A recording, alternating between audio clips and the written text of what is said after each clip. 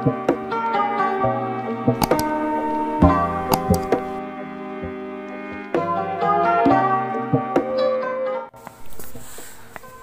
halo teman-teman, kembali lagi di channelku.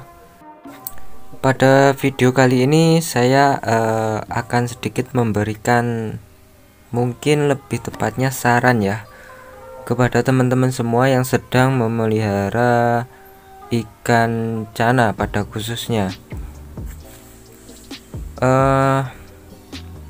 Sekarang ini kan kita sudah masuk ke dalam musim hujan ya teman-teman. Kita sudah masuk di bulan-bulannya musim hujan, dan tentunya itu sangat berpengaruh kepada kesehatan ikan. Kenapa seperti itu?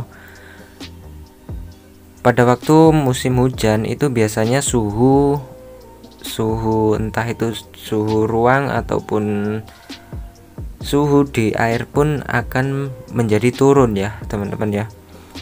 Bahkan di tempat saya itu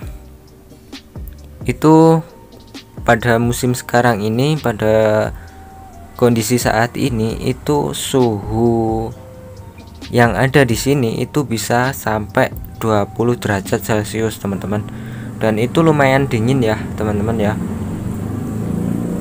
Dan itu juga menyebabkan perubahan suhu di dalam air akuarium ya, tentunya seperti itu. Nah, ketika air akuarium itu dingin, itu biasanya ikan-ikan kita juga akan sangat rentan sekali terhadap berbagai macam penyakit. Apalagi untuk ikan-ikan yang dia itu masih baby ya, masih baby atau mungkin buraya, atau ikan-ikan kecil yang belum memiliki ketahanan tubuh yang baik, seperti itu teman-teman. Nah, biasanya yang sering terjadi itu penyakit-penyakit yang umum ya teman-teman, yang umum terjadi ketika musim hujan itu antaranya adalah jamur putih atau white spot, kemudian jamur kapas ya, lalu ada kembang sisik. Itu biasanya sisiknya mungkin mengelupas seperti itu teman-teman.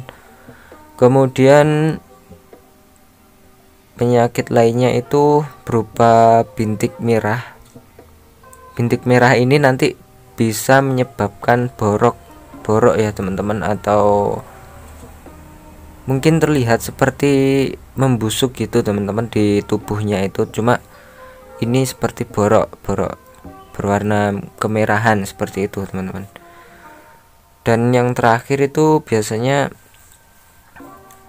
penyakit yang sering terjadi adalah perut balon. Jadi perutnya itu mengembang atau buncit seperti itu, bukan karena dia kekenyangan makanan, tapi memang itu adalah sebuah penyakit ya teman-teman, atau biasa kita menyebutnya itu bloating. Nah,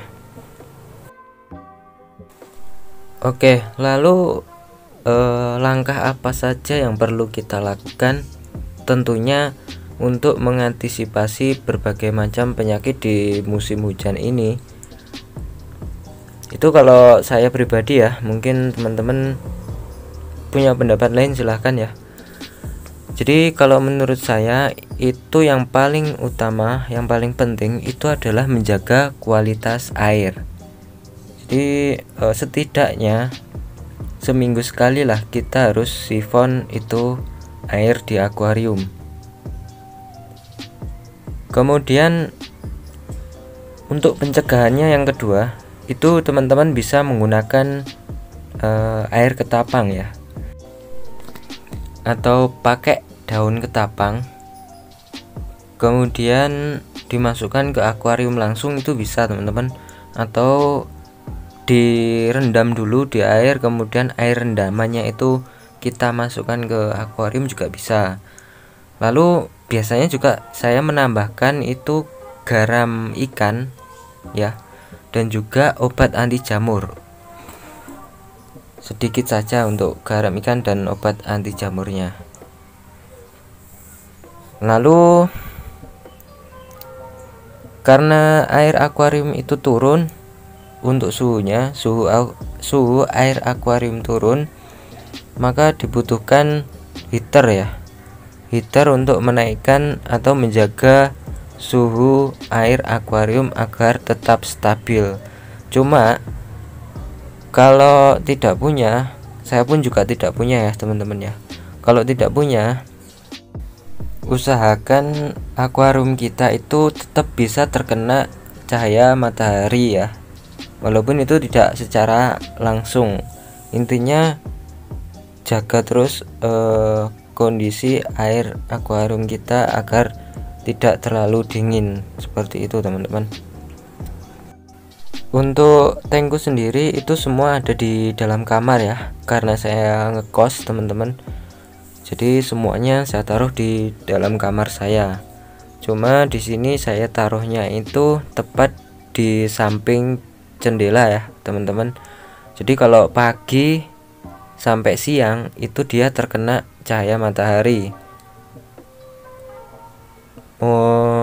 Terkena langsung itu mungkin sekitar pagi sampai jam 9-an itu cahaya matahari langsung masuk ke tepat ke akuarium saya ya teman-teman. Jadi seperti itu saya menjaga suhu akuarium saya, karena saya juga tidak punya heater ya. Tapi alangkah baiknya kalau kita punya heater agar suhunya itu tetap stabil. Kemudian tips yang terakhir itu mungkin dari pemberian pakan. Pemberian pakan di sini saya merekomendasikan ke teman-teman atau menyarankan untuk pemberian makannya itu secukupnya saja ya teman-teman. Jangan terlalu berlebihan ataupun jangan sampai dia kurang makan. Karena apa? Karena ya protein dan nutrisi itu sangat dibutuhkan ikan untuk menjaga tubuhnya dari berbagai macam penyakit tentunya.